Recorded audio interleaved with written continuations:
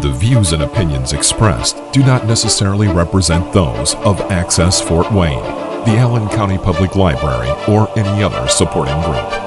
Access Fort Wayne is a department of the Allen County Public Library. If you or anyone you know might be interested in making a television show, please call 260-421-1250.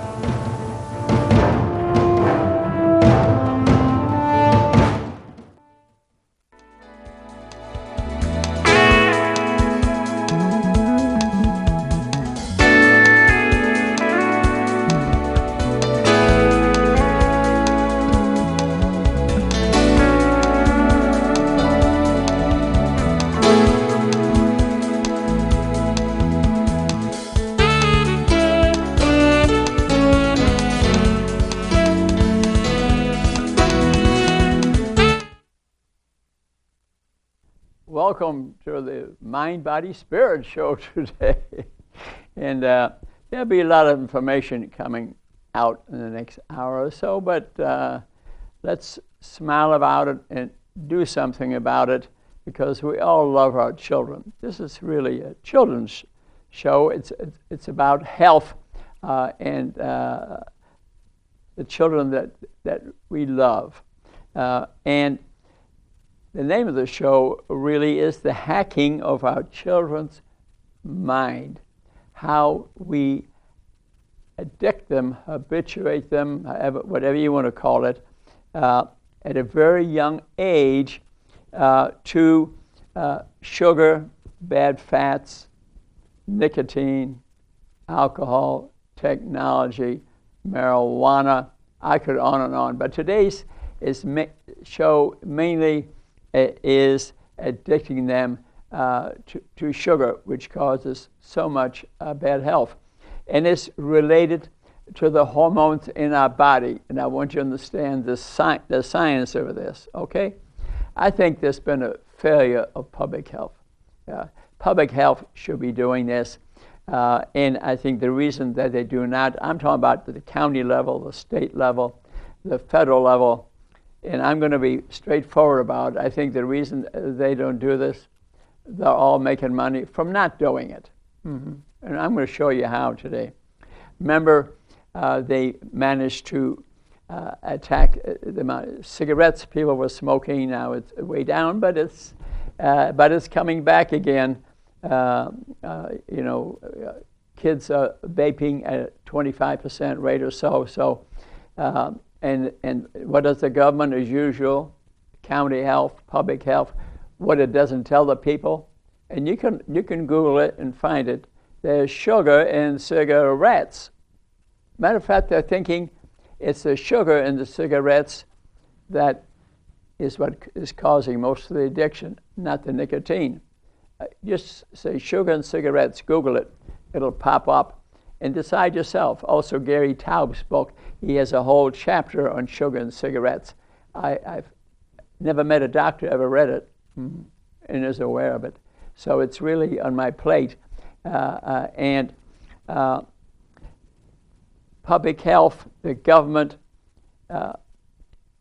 they will not step up to bat and change this situation. I tell you, I've been through it. We're going to need to change it from the bottom up, through education, school system isn't doing it, but I'm working at it, and your family can work at it, and so let's get on the road. Let's get on this trip here. So industry has no conscience. They're just about making money. In some ways, you might say, well, that's their job, okay? But some people in industry do have a conscience. So and there's a sugar lobby in Congress, the Sugar Association, which should be protecting us and tell us the true science of sugar actually helps promote it. Okay, and our politicians are getting a lot of money for not allowing the people to know that the sugar is the cause of most of their chronic diseases. But so what's happening, frankly, is Dr. Robert Lustig wrote a book called The Hacking of the American Mind. Okay? There's a book he wrote, and I'm quoting some from that, and I'll hold it up for you. I encourage you to read it. And he's really telling you the chemistry, it's our biochemistry of our body, which results in us desiring a quick fix, whether it be cigarette or alcohol. And some people are thinking that sugar is more addictive than cocaine. So this is an excellent book. And then he wrote another one, which I finished reading for the fourth time, The Hidden Truth About Sugar, Dr. Robert Lustig. I quote from that liberally. He has a good heart, and he's working in California with many cities to change their culture. And I've written a book on it before, which I'll hold up for you too, The Secret of the Non-Diet for Children. And what I'm saying is, you don't have to diet. You just got to eat the right food. That's the main point. A book I wrote a number of years ago, easy to read, take you a day or two. I encourage you to have a look at it. So what Dr. Lustig noted, and he has in his book, that, before the 1990s or so, he's a pediatric endocrinologist. He deals with the hormones of children and the diseases that they have. He hardly ever saw a child that's overweight. I'd like to warn you, though, that if you're of normal size, still get blood tested, because 40% of the children who are of normal weight actually have type 2 diabetes. Would you believe that? So just because you're toffee, thin on the outside, you have fat in your liver and fat in your organs, which produce the diabetes. So blood testing leads the way. Yeah, 40%. And 20% of the people who are overweight don't have diabetes and the 30, 40 diseases that it causes. So that's kind of interesting. So what Dr. Lustig noted in the late 90s is that the children were growing horizontally and not vertically anymore. Yeah, he was seeing a tremendous number of overweight children, and he also said 75% of the pediatric endocrinologists, the doctors that specialize in that, have burned out. They quit their job. They go do something else. Matter of fact, I know of a doctor in town recently quit doing counseling people who are overweight and joined another hospital system and just worked as an internist. Interesting, okay? He feels that industry has not totally, maybe partially, colluded bringing this pandemic of chronic disease and diabetes to us. I disagree. See, they stopped the tobacco nicotine thing because they caught the industry leaders who had written a lot of things down, and one of their doctors stepped forward and told the truth and presented it in front of Congress. And now they have filed many lawsuits against these companies to recapture some of the money, which they got through probably illegal activity in terms of promotion. Statements are made which weren't true. But Dr. Lustig feels the industry is promoting processed food and sugar today and chemicals, additives they're adding into food, is that they've been more careful, and a class action suit, which I personally think is necessary to stop this pandemic, and maybe the nation could turn around and become healthy again. He thinks not possible. I respectfully disagree. I think there's enough information out there now that I think a class action lawsuit could be won. Probably this nation will not change in the type of food that is being permitted to be sold, and to get away from all these chronic diseases, which frankly I think 10, 20 years are going to bankrupt this nation. I think it's probably bankrupting it right now. He feels there's no smoking gun like the papers from the tobacco industry. Again, I respectfully disagree. That's okay. We all have to have some opinions that we're going to change. At least we're talking, and I love Dr. Lustig. And he knows a lot more than I do, so I think he's probably right. But I got a dream, okay? So, but just looking at our children, like go to some of the schools, okay? But they have adult diseases. Children today are not being properly tested. I went to the State Pediatric Society. I went to the head of the state society who lives in town here, wanting him to test children differently so we could catch them very early on the path to all these diseases. But he didn't do much. The book I gave him to read, I'm not sure he even read it. I gave him Joseph Kraft, K-A-F-R-T's book, published in the 2006, based on autopsies in the late 1900s. So this information has been out there for a long time. I don't think he ever read the book, because I came back 2 weeks later and he said he lost it and he wanted another copy. So I gave him another copy, but he never called me and said he read it. I didn't ask him to disagree with me. I wanted to have a discussion. I'll leave it at that. Okay? So, so lack of testing, I think, is important. I also feel, while on the subject, that we should be testing children for, all of us, for gluten, a protein which has type 1 diabetes attached to it. Okay? So we tested the children, say at birth. We could then get serum insulins once a year and see that the insulin level is dropping, and we know they're on the path to type 1 diabetes where you make no insulin, and maybe we could do something about it, especially if they had celiac disease, and get them to avoid eating foods with the celiac protein in it, the abnormal protein, the gluten into it, and we could avoid type 1 diabetes. I may be a dreamer there, but I think it could be done.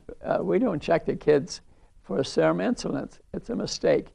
Just read Dr. Kraft's book. It'll give you the information. So I think we're missing the boat there, okay? Sort of, we're missing the boat the same with vaping. We're allowing, I realize in the state family we have a law you can't vape till you're 18 years old, but we know kids are doing to the rate of 25%. But as we eat sugar and abnormal food, we get a reward. We feel better, okay? I don't eat them much anymore, but occasionally I have a donut or something with sugar in it, and it causes a reward, a high, so you feel a little bit better, okay? And that's what's happening to children. We're giving sugary products to children, some of the foods that industry sells for little children, 6 months or 2 years, say, and many of them have sugary products in them, have gluten in them, and it drives a reward of dopamine in our brain. You can't believe the size of this. There's a nucleus accumbens. 1 millimeter in size, yeah. But if it receives the stimulus, dopamine, okay, a neurochemical is secreted, and I'm in heaven, I feel good, just like cigarettes, alcohol, internet, whatever. And then we have long-term contentment. That's serotonin. That's a little deeper in the brain. So we could have a quick fix that's over quickly.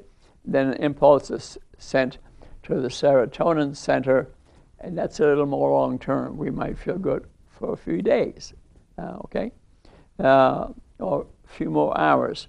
So that's the chemistry of the brain. Our appetite, our health is driven by the chemistry of our body. So what you are eating, what you are drinking, what you are doing runs the neurotransmitters and chemicals of your body. So happiness is at the top of our desires, okay?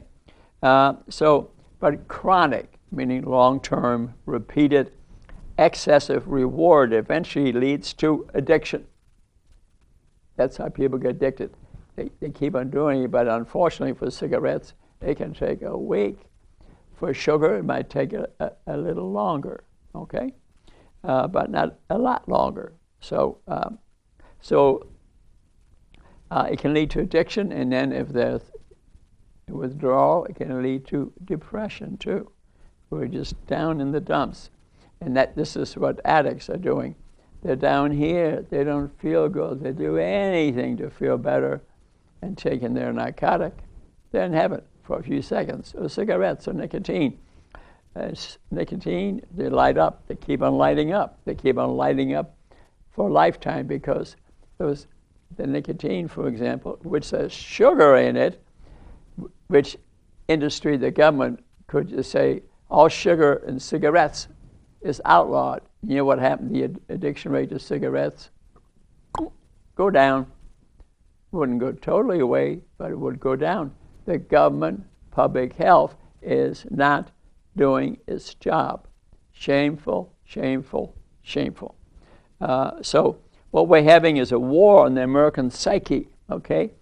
And then corporations stripped the nutrients of our vegetables, and they took the germ off, and they took the bran off, and now we eat the endosperm, which is mainly sugary products, addicting us because it's a quick fix. I went to the fast food restaurant, and I had their Big Mac or their apple pie full of fructose corn syrup, and I'm in heaven. I'm feeling better, and my appetite is going down because I took my addictive substances.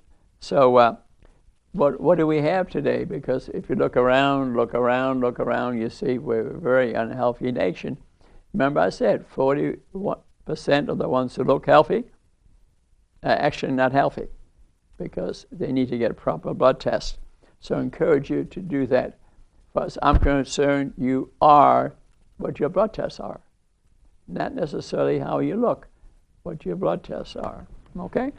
And so biochemistry of your body, the interaction of these centers of dopamine and serotonin and the limbic system, the hypothalamus, pituitary, the adrenal glands, our thyroid gland, their pancreas, all their interaction runs the chemistry of the body, and that drives our behavior. Whether we're hungry or not, whether we're feeling good, or whether we're down here and we need to feel better. If we're addicted to the food, what do you think? You're probably going to eat all day. And what do you think is going to happen to us? We're going to get bigger because our fat cells are getting filled full of energy-dense food. Okay? So the biochemistry always becomes first, the hormonal system. Okay? So you're looking at the result. I see the cause. I'm speaking at the cause to prevent all these things from happening. Okay? So we have a reward pathway in our body. Okay? And I spoke about them a little bit. The nucleus accumbens, which is getting thought neurons, neurotransmitters coming in from the frontal lobe, from the limbic system, which controls a lot of our emotions, from the hypothalamus, which is the master gland of the body, about the size of a silver dollar, but it runs the appetite, the temperature, and it is control of it. And the other hormones in our body, like leptin, thyroid, cortisone, they all send a message up to the hypothalamus, and the hypothalamus sends a message back. So they're interacting with each other. So it's also called the content pathway. Okay?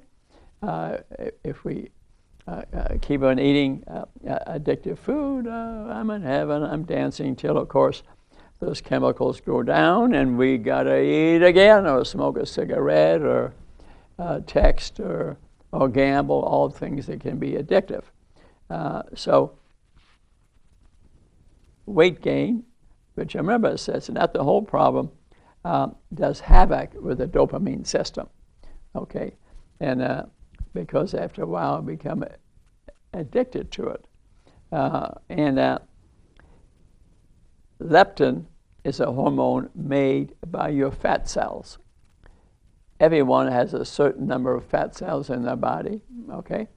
Usually by age 2, it pretty much determines the number of fat cells you have.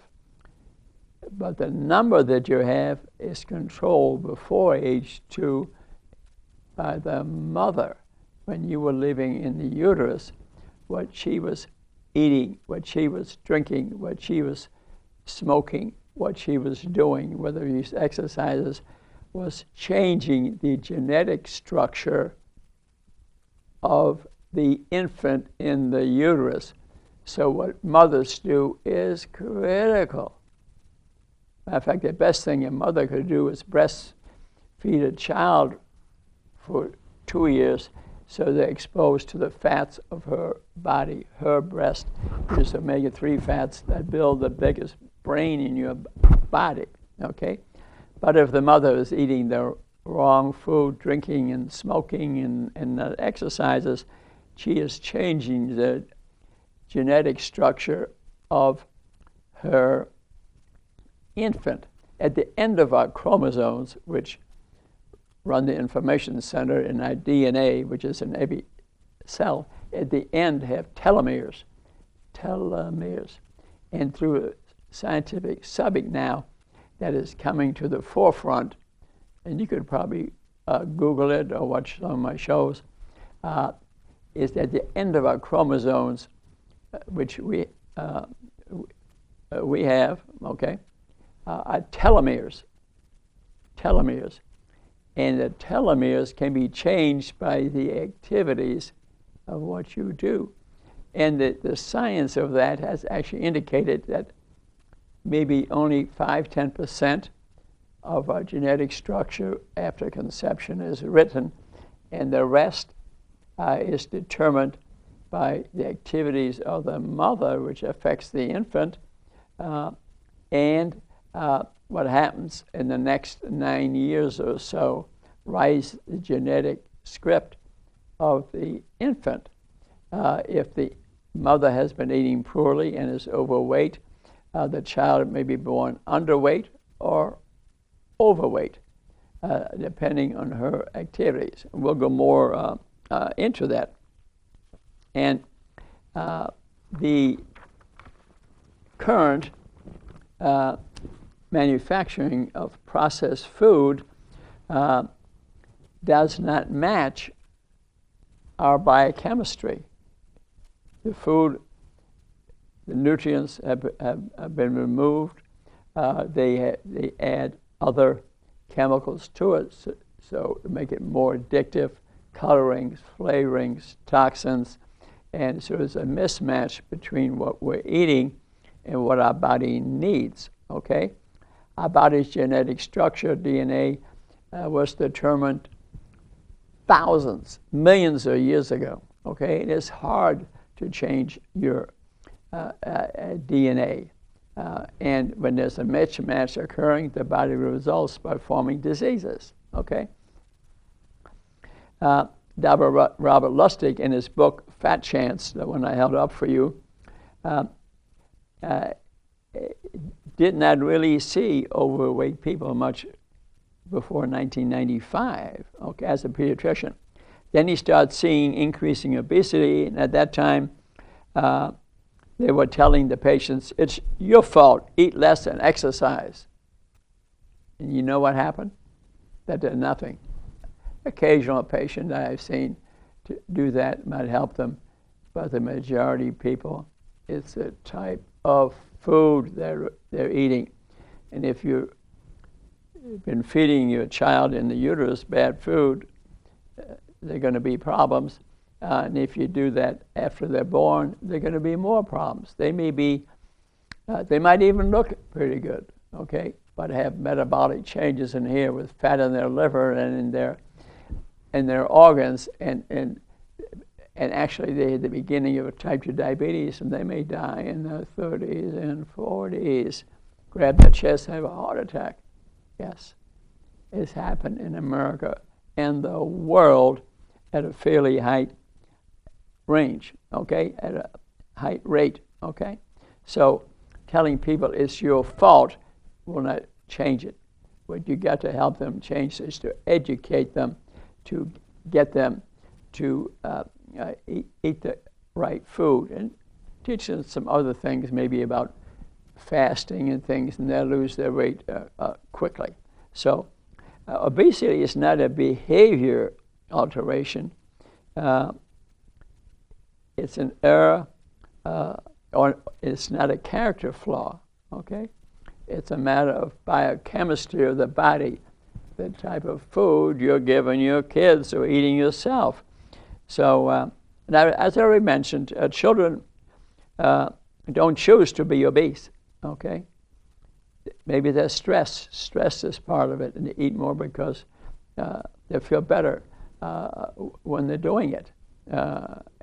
So our present thinking is based on correlation, supposition, conjecture, but not on science, okay?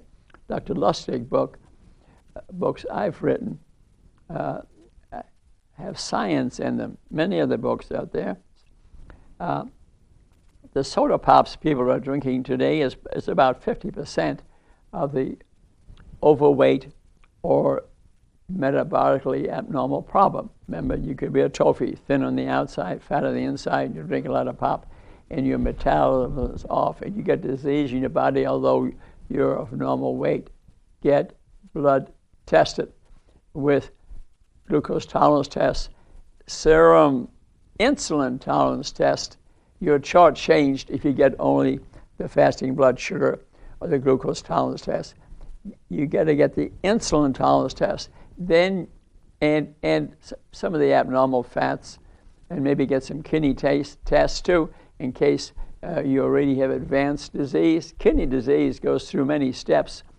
Glomerular filtration rate, know what it is. People have declining kidney function, don't even know it, okay?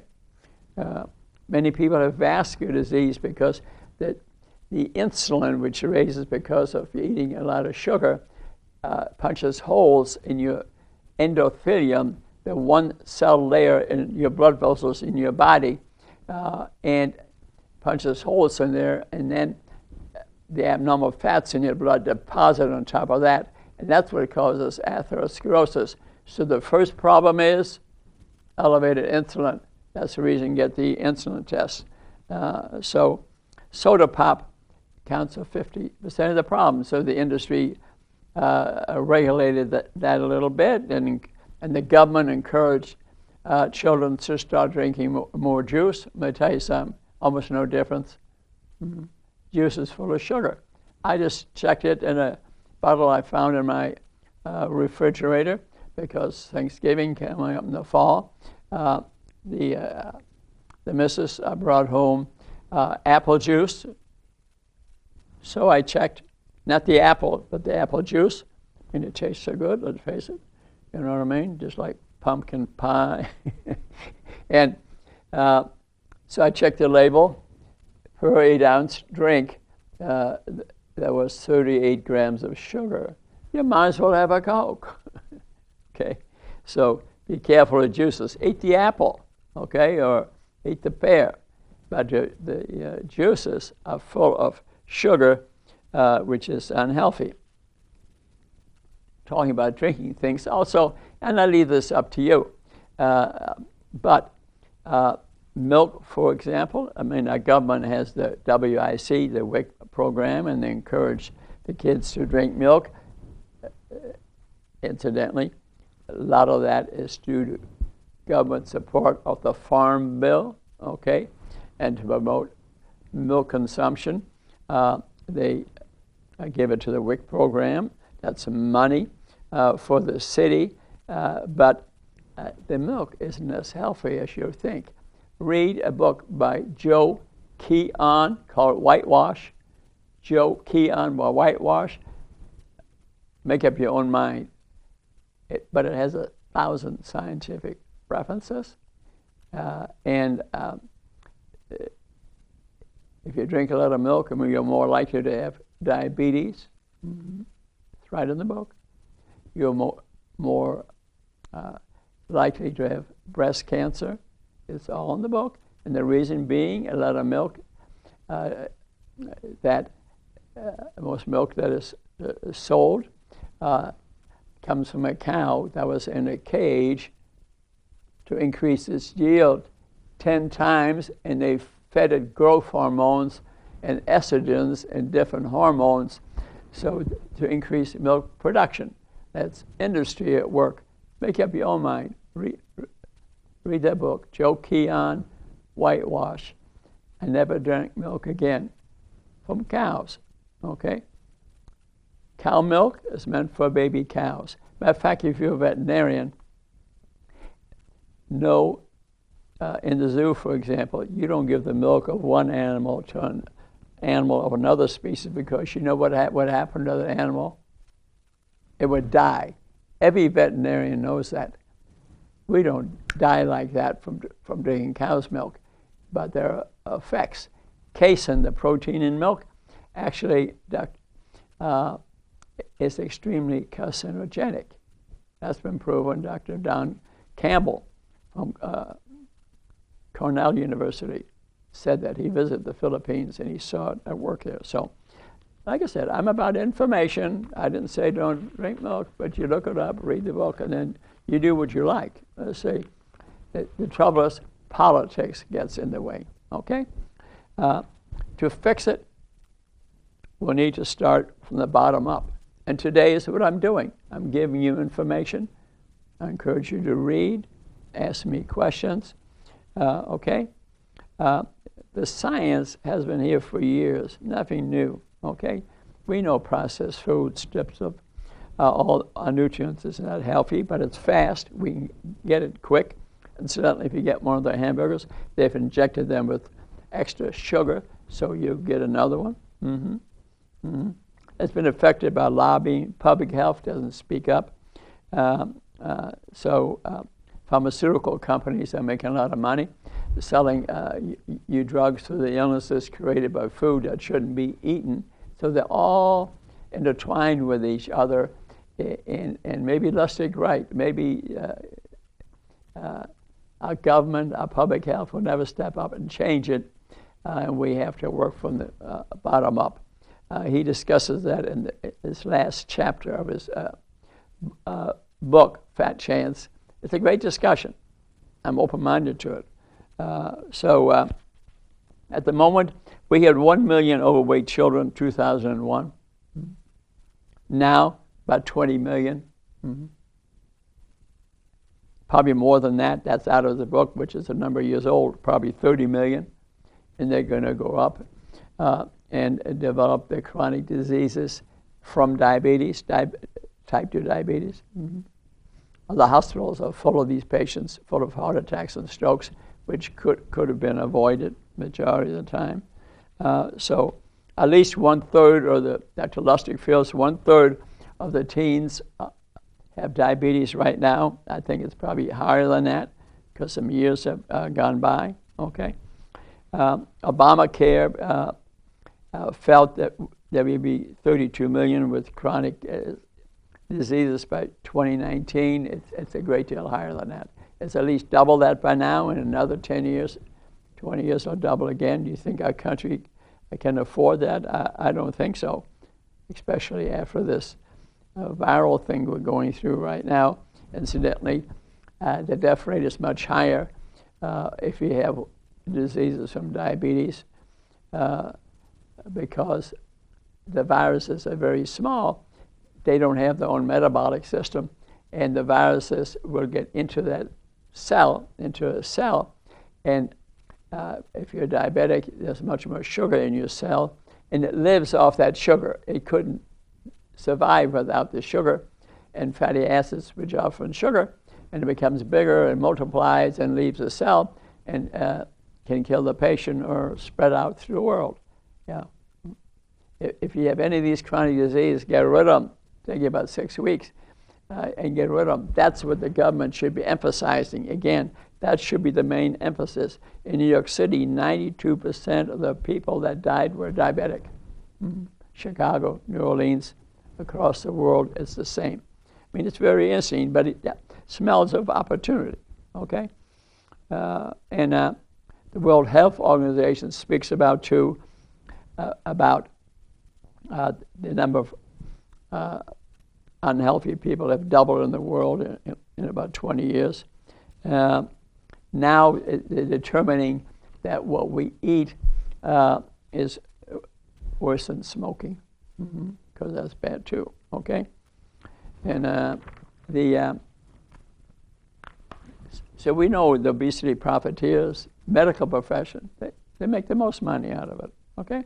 And we doctors have an ethical obligation to keep you well.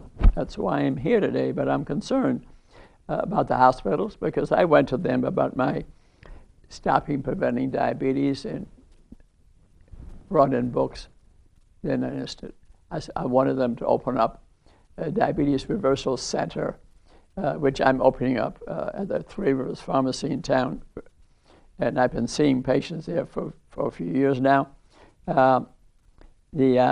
The pharmaceutical companies made a lot of money. Weight Watchers, which may be the best of them, but still, in that program, they allow you, eat all the vegetables you want, but then allow you certain points for bad foods you might eat. They're going to solve the problem. It may help a few people. Some people may claim it cured me, but I've been there. But if they are going to allow you to eat bad food, that affects the biochemistry and the hormones of your 50 hormones in your body, and you're going to eat that to feel better. No, I don't think health insurance, although they may claim that they would like you to have good health habits, but then they would make us much money from different types of insurances. I mean, it's a problem. They're in it too, okay?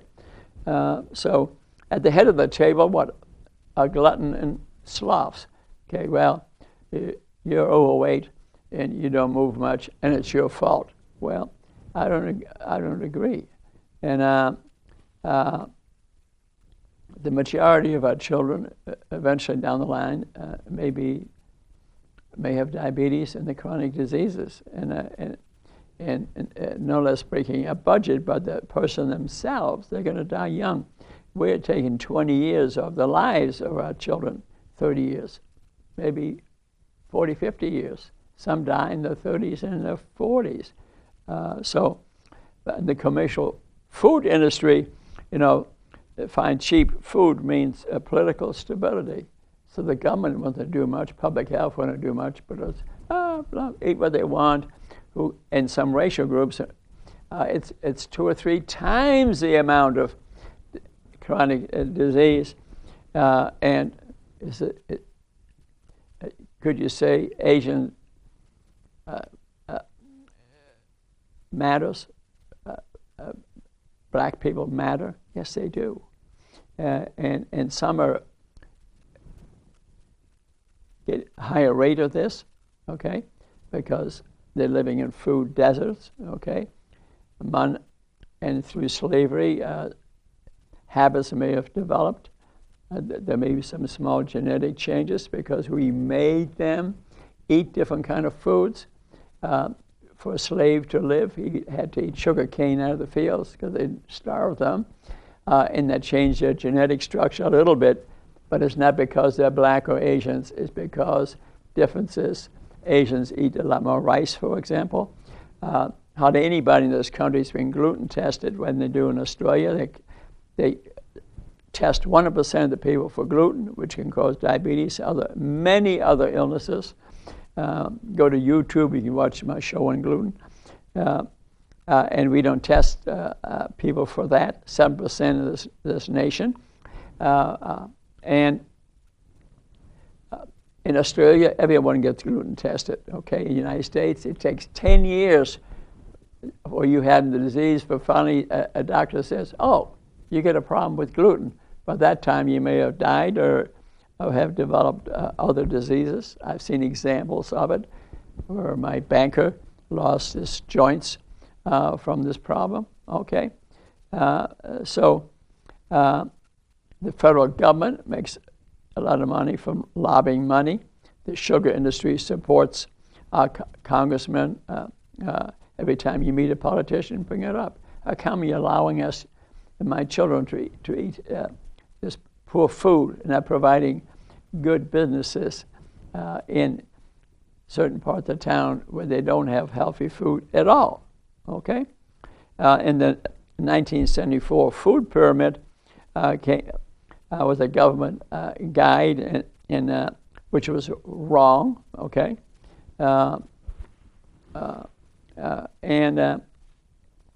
So what would you say this unhealthy situation?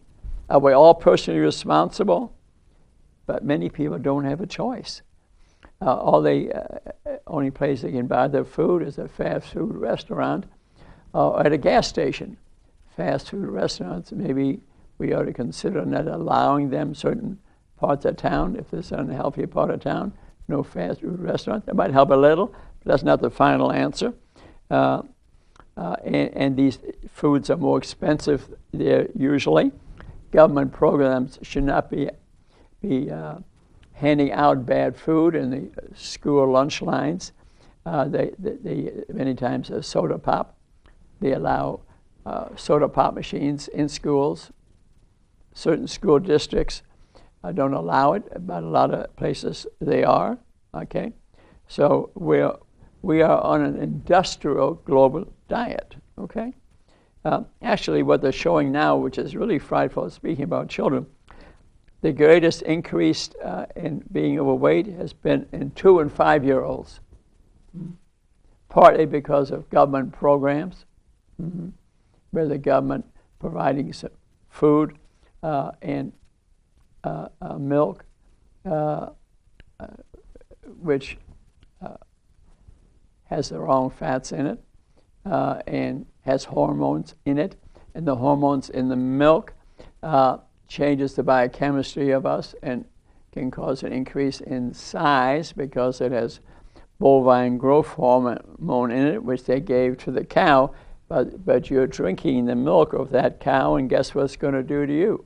Also, it'll change the time of menstruation for the girls. Instead of starting at age 12 or whatever the age should be, now it's 7 or 8. Changes the chemistry of their body. So our behavior of our children is driven by hormones. So what you're feeding the kid when the child is in the uterus and as a small child will determine what they ask for next. So you have to do some reading. And this book I wrote, The Secret of the Non-Diet for Children, has significant information in it. But read other books, gather information, look at websites. And so pleading and talking, hey, you got to lose some weight and exercise more, that's not going to solve the problem. You must set the example for your children. Then try to teach them, maybe teach your child to cook, for example, okay? So we have an energy balance within our body. Remember I said your hypothalamus, the size maybe of a silver dollar in your brain, controls a lot of this through hormones, okay? It's connected to the pancreas and leptin, which is made by fat. So if the cells are getting bigger because you let a fat of them, the leptin level will change and tell your hypothalamus that you don't need to eat more. The appetite goes away. So there's a connection with appetite control through the hypothalamus, the thyroid, the pancreas, even your gut puts out ghrelin, which stimulates the appetite, YYY hormone, which stops the appetite is further down in the gut. That's why as time goes by, if you eat slowly and allow time to go by, this hormone YYY gets secreted, turns your appetite off. It sends a message to the hypothalamus, which is connected to the limbic system above it and the amygdala in your temporal lobe, which a lot of emotions come from. So you can see we're a hormone bag. We are a hormone bag. And it's run all differently in all of us. So that determines really, and they get the message from the ventromedial hypothalamus. That's on the side of this is a silver dollar. On the side of the hypothalamus is the main control center of insulin, which drives sugar into the cells. So it's all interrelated, okay? In obesity, the hypothalamus doesn't see the leptin signal from the fat cells to turn the appetite off. The fat cells are full, so you don't need to fill them anymore. There's a hormone that regulates that, the leptin signal. But because these things are getting stimulated all the time, the receptors on the cells, they can die out. So now, if insulin or leptin comes along, there aren't enough receptors to send a signal, so that would be called leptin resistance or insulin resistance. Type 2 diabetes starts because the blood sugar was up so much it started forming fat, and the fat went on the receptors, and insulin cannot push the sugar in the cell. Now you have insulin resistance. Leptin acts the same way. Okay, so gluten, sloth, and being overweight is a result of the problem. It is not the cause of the problem. Obesity is not the cause of diabetes. Diabetes is the cause of obesity, of being overweight. Remember, we had the trophies. 40% of them can have metabolic changes from diabetes too, because their fat is in their gut, and fat on the belly is inflammatory. Okay, actually, belt measurement, your belt size is a darn good blood test for diabetes. Mm-hmm. They found using a tape is not as accurate as your belt size, a lot more accurate. Mm-hmm. Clearly, if you're 40, you have a problem. If you see somebody with a pot belly, odds are they're diabetic. But it could be from stress. Steroids do that. It can be from alcohol. That can do that, but at least you need some testing or evaluation at that point. So food addiction is definitely a big problem. So our brain is wired for reward.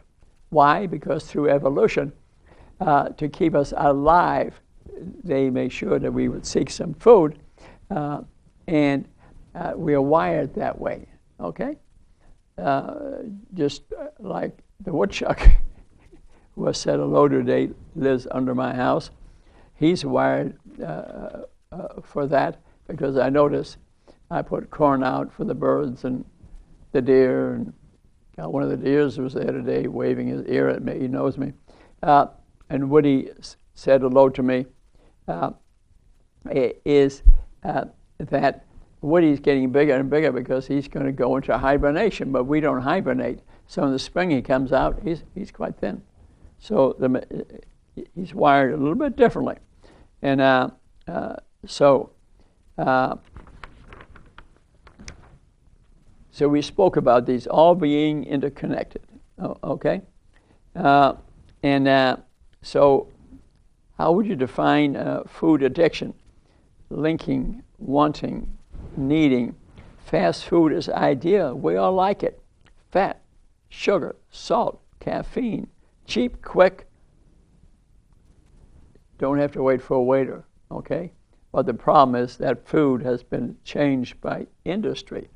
They've added all sorts of chemicals to it, okay? But, you know, we like it. It increases dopamine, and we have a reward.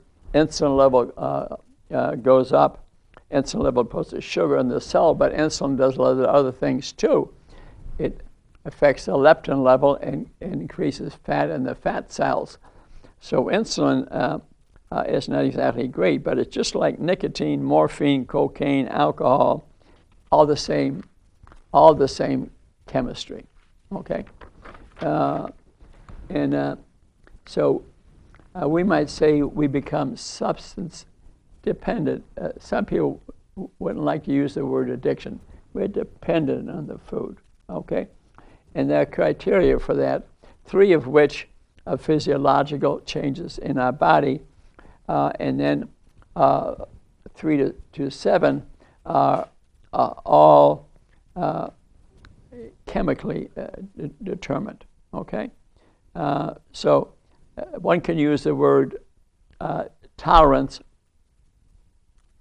instead of addiction, if that makes you feel a little better, but it is the same thing, okay?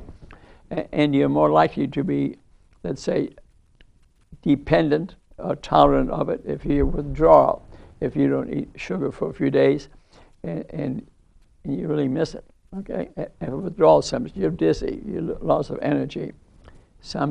If you find yourself binging, you know, you look at one donut and you got to eat all 6, okay?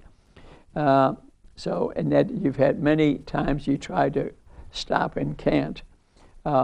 Craving or seeking, getting up middle of the night to have some sugary food. If it starts to interfere with your life, you're more likely to be dependent or addicted. And then the real cruncher is if you use it despite of negative consequences. You're starting to get sick. You're having a heart attack. Then you're probably, if you have 3 of those 7, you're dependent or addicted to the substance. So, and as you know, it's permanent. So, and what makes food addictive? It's been stripped of its nutrients, okay? Fast food industry accounts for a great deal of it, but 50% of the people get their meals out of a fast food restaurants. If you're getting out of it twice a day, you got a heck of a problem, okay? So maybe you need to eat food that doesn't have a label on it. And they have about 30 different names, maybe 50 different names for sugar. So if you're trying to find, it has a label. If it has a label, don't eat it. Sounds easy, doesn't it? No, read labels, and that'll help you change, actually. And they'll use different names for sugar. So you think, oh, this is not a sugary food, okay? They're better at gluten labeling, okay? So if you haven't been gluten tested, get gluten tested, because diseases from that, which are many, including dementia and memory loss and thyroid disease and paralysis, heart disease, all sorts of things can be related to gluten. Actually, an attack from gluten can occur anywhere in your life, birth to 100. Mm-hmm. So get that testing done besides what I mentioned to you about the insulin tests. So sort of in summary a little bit here, we love our children. We don't want to harm our children, but they are not in charge, okay? In the uterus, you're in charge. So we need to teach mothers in good health habits. It may not be easy, especially if they're addicted to cigarettes, addicted to alcohol, technology, gambling, stress. Stress makes a big difference because cortisone that's secreted by stress affects sugar metabolism. So stressed out people many times have pot bellies because steroids tend to increase sugar, and that results in the fat cells getting bigger, and stressed out individuals have increased level of steroids in their body and more likely to have pot bellies. And this is not a judgment-free zone, okay? I'm just trying to say there's another possibility. So in stress, when people are stressed out, they have comfort food. It makes you feel better. Believe me, being a neurosurgeon for 45 years, which I retired from, but I'm now a wellness doctor, those stressful days, if there was at home and there was a donut laying in the table or a big dessert, I'd be eating. Guarantee it. No way to stop it. And especially at the hospital where they had all kind of donuts, they shouldn't have had them. And I've encouraged them to change it since, and they have made some changes. On a stressful day, I could eat 3 of those donuts. Had a relaxing day, didn't eat any at all. So that's hormonal control of my mind or your mind. A good thing to do that you don't keep any of these nasty foods in the house. That's a good place to start so the kids don't become addicted to sugar at a very young age. And I encourage you to gather more information, not just my show here, to read some of these children's books. And I mean, we all have some stress. No stress? You got no stress, you're probably dead. Okay.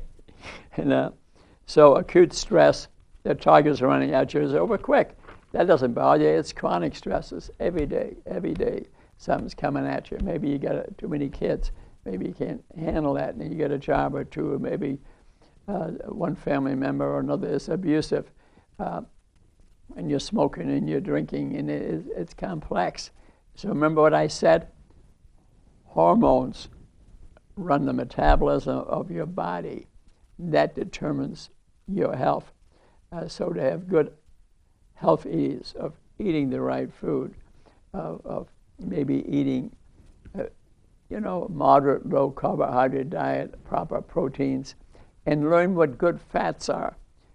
Yes, 50 years they told us fat was a problem. It was a lie. Industry promoted that.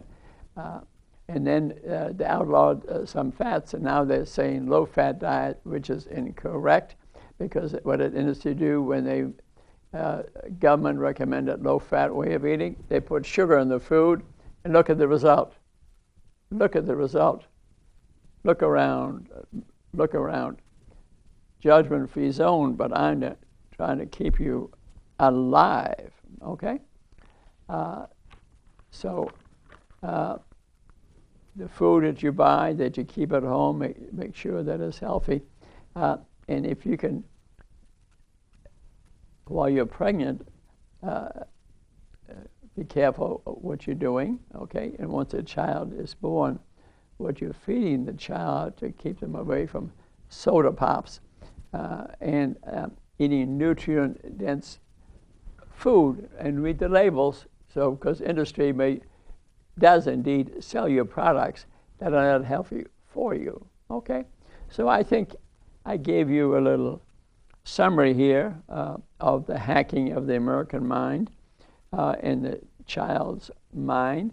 Maybe read my book, The Secret of the Non-Diet for Children, and Dr. Robert Lustig's books, and maybe learn a little bit about intermittent fasting, which you can find on YouTube or Facebook where I post it. So you learn something about that, because it's a lot easier if you spread your meals apart. A lot easier to lose weight, stay healthy, turns your appetite off. I highly recommend intermittent daily, not missing days or months. That's fine too, but I'm saying intermittent fasting. Learn something about that, and you'll be healthy, and your kid will be healthy. And I did this today because I care about you. I love you.